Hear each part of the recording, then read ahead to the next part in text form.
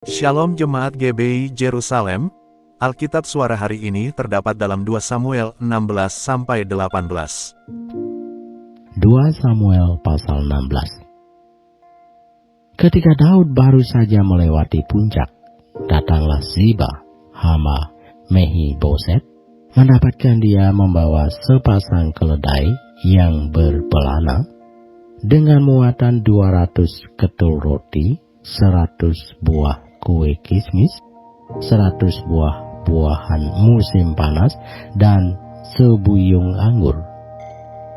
Lalu bertanyalah raja kepada Ziba, "Apakah maksudmu dengan semuanya ini?" Jawab Ziba, "Keledai-keledai ini bagi keluarga raja untuk ditunggangi. Roti dan buah-buahan ini bagi orang-orangmu untuk dimakan. Dan anggur ini untuk diminum di padang gurun oleh orang-orang yang sudah lelah." Kemudian bertanyalah raja, "Di manakah anak tuanmu?" Jawab Ziba kepada raja, "Ia ada di Yerusalem, sebab katanya, pada hari ini kaum Israel akan mengembalikan kepadaku kerajaan ayahku." Lalu berkatalah raja kepada Ziba, "Kalau begitu, kepunyaanmu lah segala kepunyaan Mefi-boset." Kata Ziba, "Aku tunduk, biarlah kiranya aku tetap mendapat kasih di matamu, ya tuanku raja." Ketika Raja Daud telah sampai ke Bahurim, keluarlah dari sana seorang dari kaum keluarga Saul. Ia bernama Simei bin Gera.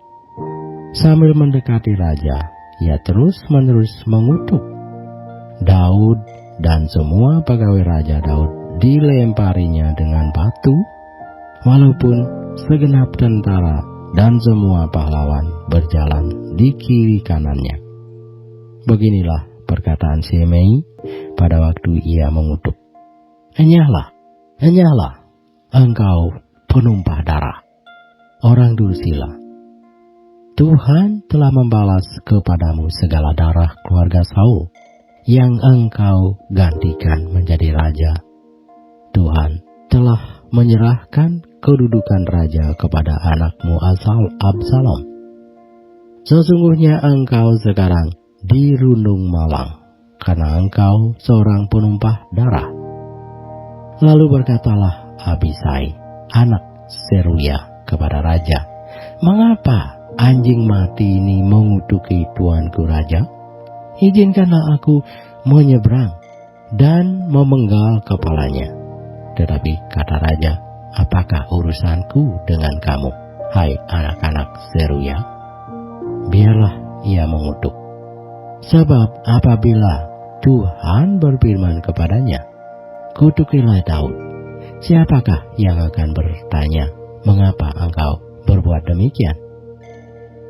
Pula kata Daud kepada Abisai dan kepada semua pegawainya, "Sedangkan anak kandungku ingin mencabut nyawaku, terlebih lagi sekarang orang Benyamin ini, biarkanlah dia dan biarlah ia mengutuk, sebab Tuhan yang telah berfirman kepadanya demikian.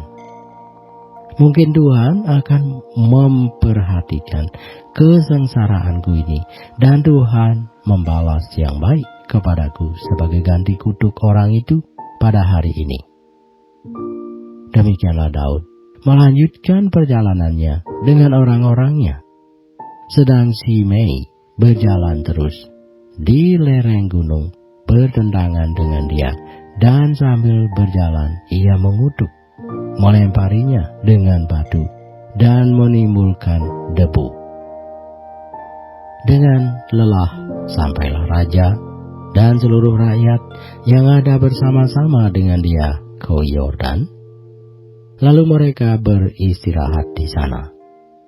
Maka Absalom dan seluruh rakyat, orang-orang Israel, sampailah ke Yerusalem, dan Ahitofel ada bersama-sama dengan dia. Ketika Husai, orang Arki, sahabat Daud itu, sampai kepada Absalom, berkatalah Husai kepada Absalom, "Hiduplah raja, hiduplah raja." Berkatalah Absalom kepada Husai, "Inikah kesetiaanmu kepada sahabatmu? Mengapa engkau tidak pergi menyertai sahabatmu itu?" Lalu berkatalah Husai kepada Absalom, "Tidak, tetapi dia yang dipilih oleh Tuhan dan oleh rakyat ini dan oleh setiap orang Israel, dialah yang memiliki aku, dan bersama-sama dengan dialah aku akan tinggal. Lagi pula, kepada siapakah aku memperhamakan diri? Bukankah kepada anaknya? Sebagaimana aku memperhamakan diri kepada ayahmu, demikianlah aku memperhamakan diri kepadamu." Kemudian berkatalah Absalom kepada Ahitofel, "Berilah nasihat, apakah yang harus kita perbuat?" Lalu jawab Ahitofel kepada Absalom, "Hampirilah gundik-gundik ayahmu yang ditinggalkannya untuk menunggui istana. Apabila seluruh Israel mendengar bahwa engkau telah membuat dirimu dibenci oleh ayahmu, maka segala orang yang menyertai engkau akan dikuatkan hatinya." Maka dibentangkanlah kemah bagi Absalom di atas sotoh, lalu Absalom menghampiri gundik-gundik ayahnya di depan mata seluruh Israel. Pada waktu itu, nasihat yang diberikan Ahitofel adalah sama dengan petunjuk yang dimintakan daripada Allah.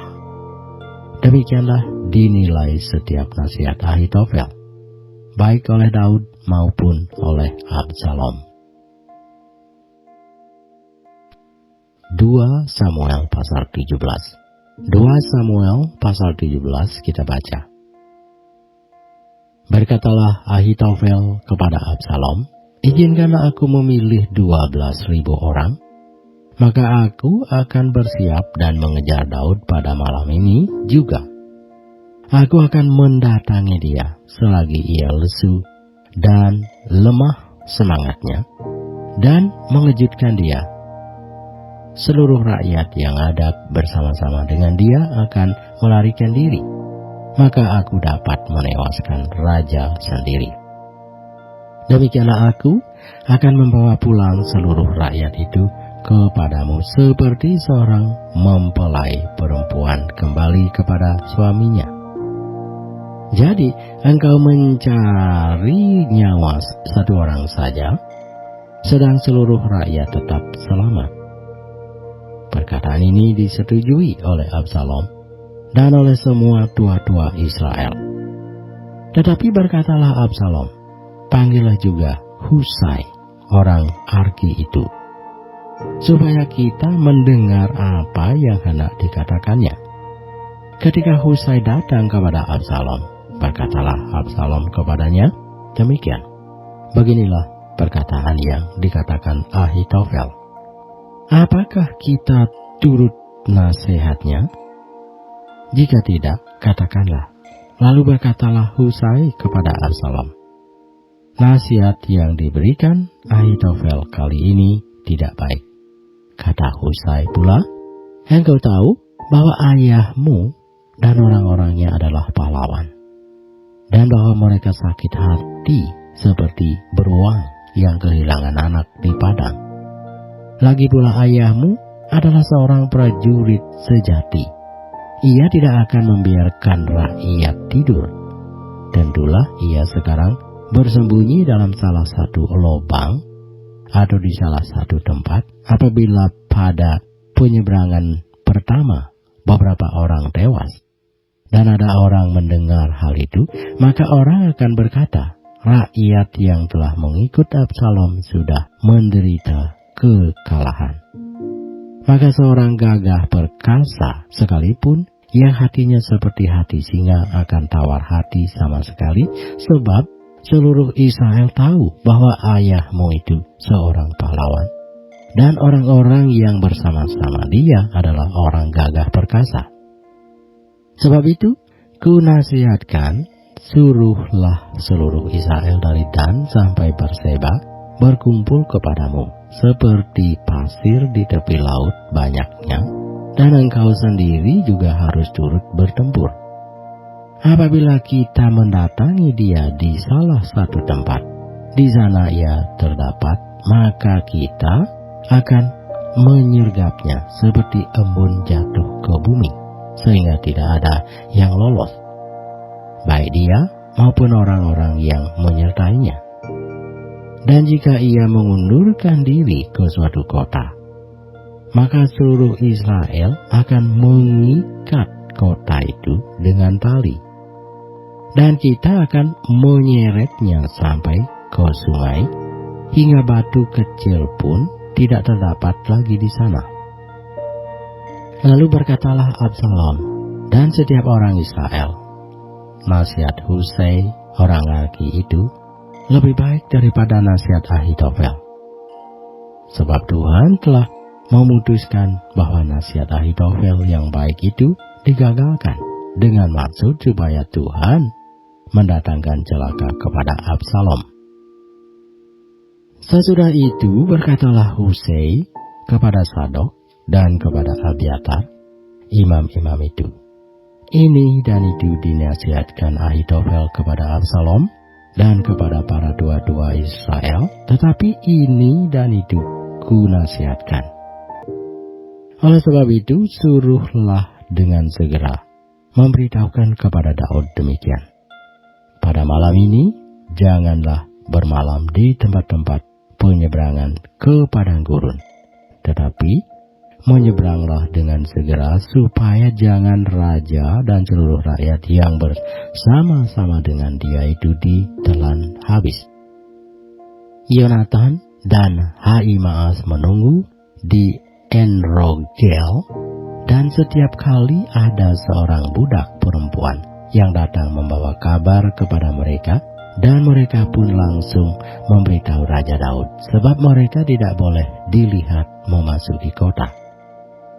Tetapi seorang anak melihat mereka, lalu memberitahu Absalom.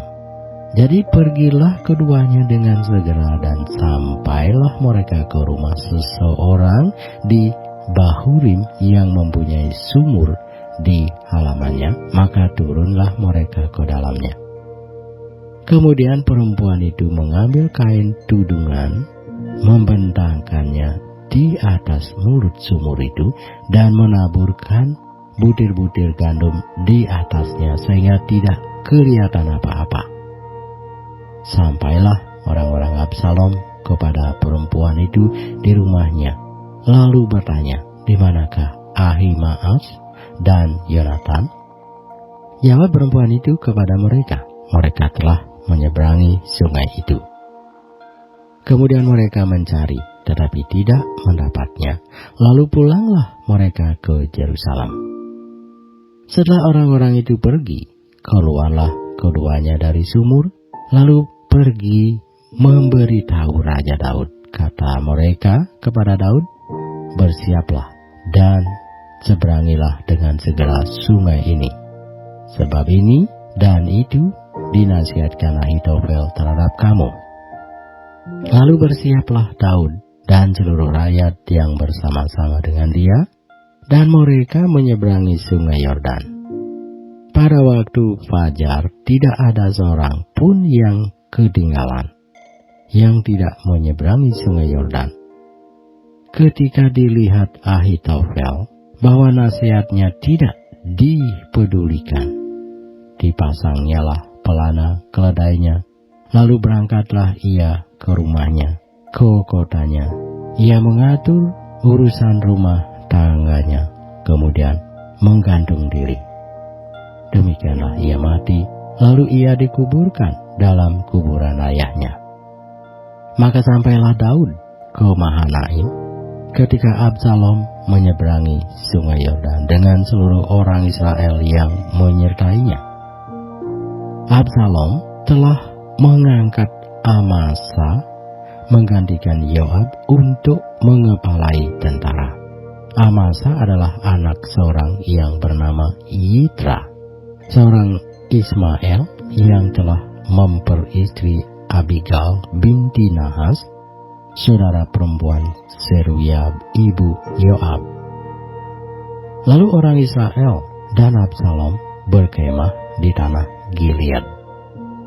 Ketika Daud tiba di Mahanaim, maka Sobi bin Nahas dari Raba, kota Bani Amon, dan Mahir bin Emiel dari Lodebar, dan Barsilai orang Gilead dari Rogelim membawa tempat tidur, pasu, periuk belanga, juga gandum, jelai tepung, bertih gandum, kacang babi, kacang merah besar, kacang merah kecil, madu, dade, kambing domba, dan keju, lembu bagi Daud dan bagi rakyat yang bersama-sama dengan dia untuk dimakan.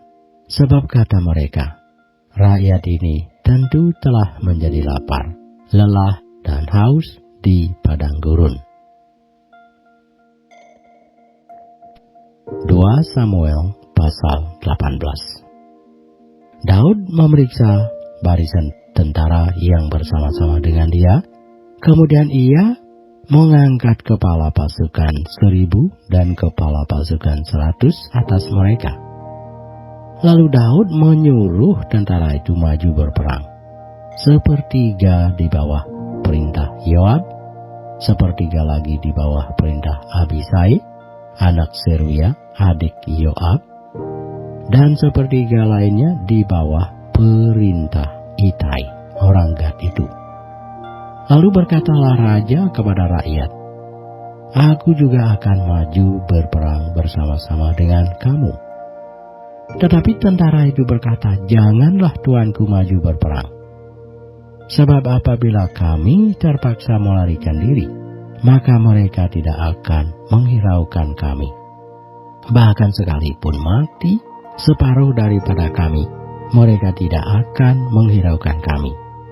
Tetapi tuanku sama harganya dengan 10.000 orang daripada kami. Sebab itu adalah lebih baik bahwa tuanku bersedia menolong kami dari kota." Kemudian berkatalah raja kepada mereka, "Apa yang kamu pandang baik akan kuperbuat."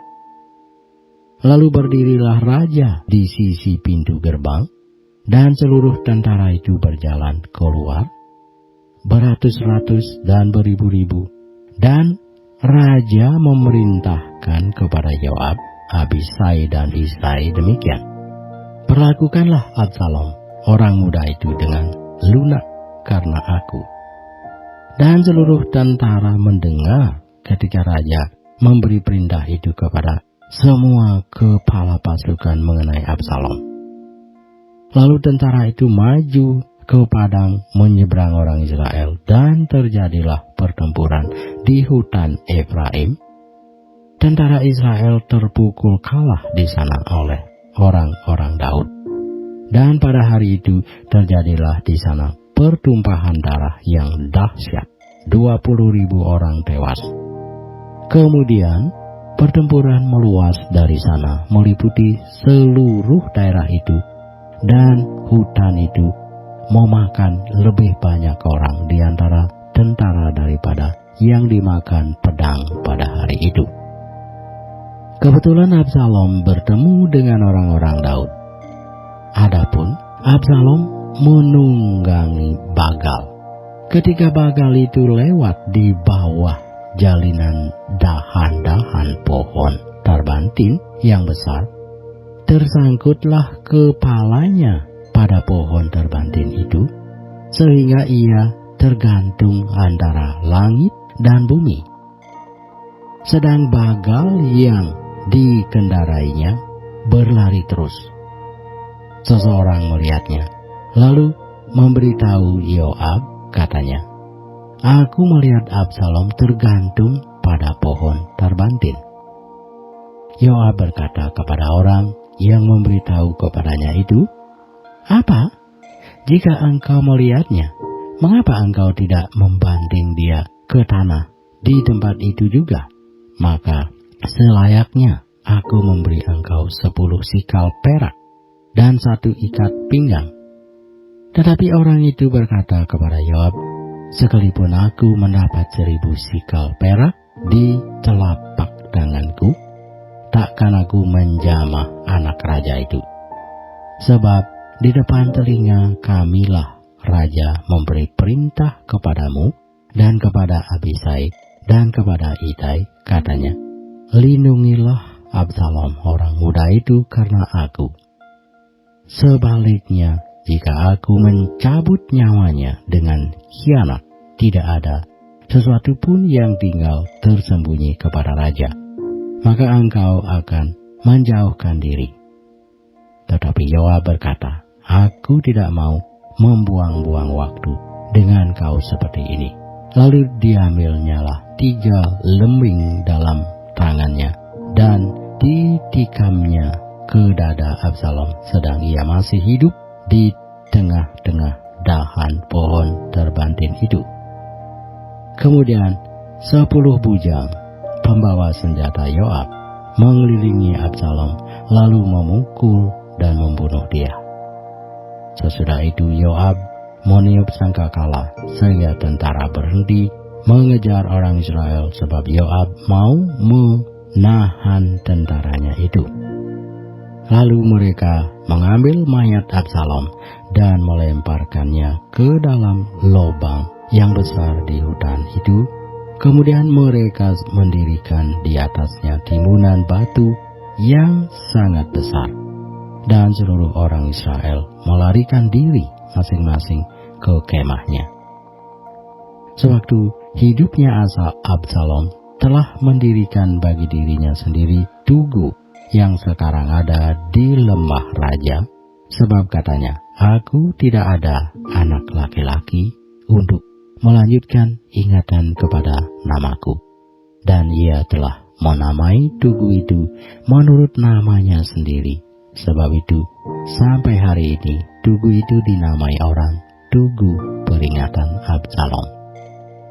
Kemudian berkatalah Ahimaas bin Sadok, "Biarlah aku berlari menyampaikan kabar yang baik itu kepada raja, bahwa Tuhan telah memberi keadilan kepadanya dengan melepaskan dia dari tangan musuhnya." Tetapi berkatalah Yoab kepadanya, "Pada hari ini bukan engkau yang menjadi pembawa kabar. Pada hari lain boleh engkau yang menyampaikan kabar, tetapi pada hari ini engkau tidak akan menyampaikan kabar karena anak raja sudah mati." Lalu berkatalah Yoab kepada seorang Etiopia, "Pergilah, beritahukanlah kepada raja apa yang kau lihat." Orang Etiopia itu sujud menyembah kepada Yoab lalu berlari pergi. Tetapi berkatalah sekali lagi Ahimaas bin Sadok kepada Yoab, "Apapun yang terjadi, izinkanlah juga aku berlari pergi menyusul orang Etiopia itu." Tetapi kata Yoab, "Mengapa juga engkau mau berlari pergi, anakku? Apakah engkau membawa kabar yang menguntungkanmu?" Jawabnya, "Apapun yang terjadi, aku mau berlari pergi." Lalu berkatalah Yoab kepadanya, "Kalau demikian larilah." Maka berlarilah Ahimaas mengambil jalan dari lembah Yordan, sehingga ia mendahului orang Etiopia itu. Adapun Daud duduk di antara kedua pintu gerbang, sedang penjaga naik ke sotoh pintu gerbang itu di atas tembok. Ketika ia melayangkan pandangnya, dilihatnyalah orang datang berlari seorang diri saja. Berserulah penjaga memberitahu raja. Lalu raja berkata, "Jika ia seorang diri, maka kabar yang baiklah disampaikannya." Sementara orang itu mendekat, penjaga itu melihat seorang lain datang berlari. Lalu penjaga itu menyerukan kepada penunggu pintu gerbang, katanya, "Lihat, ada lagi orang datang berlari, seorang diri." Berkatalah raja, "Itu pun pembawa kabar yang baik." Sesudah itu berkatalah penjaga, "Aku lihat cara berlari orang yang pertama itu seperti cara berlari Ahimaas bin Sadok." Berkatalah raja, "Itu orang baik, ia datang membawa kabar yang baik." Lalu Ahimaas berseru katanya kepada raja, "Selamat." Kemudian sujudlah ia menyembah kepada raja dengan mukanya ke tanah serta berkata, "Terpujilah Tuhan Allahmu yang telah menyerahkan orang-orang yang menggerakkan tangannya melawan tuanku raja." Lalu bertanyalah raja, "Selamatkah Absalom orang muda itu?" Jawab Ahimaas, "Aku melihat keributan yang besar ketika Yoab menyuruh pergi hamba raja, hambamu ini, tetapi aku tidak tahu apa itu." Kemudian berkatalah raja, "Pergilah ke samping, berdirilah di sini." Ia pergi ke samping dan tinggal berdiri. Maka datanglah orang Etiopia itu. Kata orang Etiopia itu, "Tuanku raja mendapat kabar yang baik, sebab Tuhan telah memberi keadilan kepadamu pada hari ini dengan melepaskan tuanku dari tangan semua orang yang bangkit menentang tuanku." Tetapi bertanyalah raja kepada orang Etiopia itu, "Selamatkah Absalom orang muda itu?" Jawab orang Etiopia itu, "Biarlah seperti orang muda itu musuh tuanku raja dan semua orang yang bangkit menentang tuanku untuk berbuat jahat." Maka terkejutlah raja, dan dengan sedih ia naik ke anjung pintu gerbang lalu menangis. Dan beginilah perkataannya sambil berjalan, "Anakku Absalom, anakku, anakku Absalom. Ah, kalau aku mati menggantikan engkau, Absalom, anakku, anakku."